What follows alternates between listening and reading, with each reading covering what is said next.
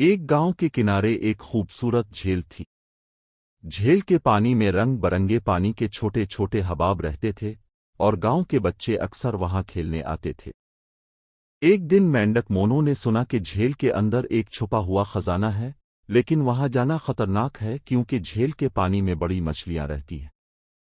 Mono نے تھوڑا ڈر محسوس کیا، لیکن اس نے سوچا، اگر میں ہمت کروں تو میں اپنی جھیل کے راز کو جان سکوں گا اور سب کو فائدہ پہنچا سکتا ہوں۔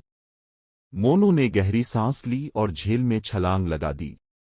وہ پانی کے اندر تیرتا گیا، مچھلیوں سے بچتا ہوا، اور ایک چمکتا ہوا پتھر پایا۔ یہ کوئی عام پتھر نہیں، بلکہ جھیل کے صاف پانی کا راز تھا۔ یہ پتھر جھیل کے پانی کو صاف اور شفاف رکھتا تھا۔ مونو نے وہ پتھر گاؤں والوں کو دکھایا۔ لوگ خوش ہوئے اور جھیل کے پانی کی حفاظت کرنے لگے۔ مونو سب کا ہیرو بن گیا۔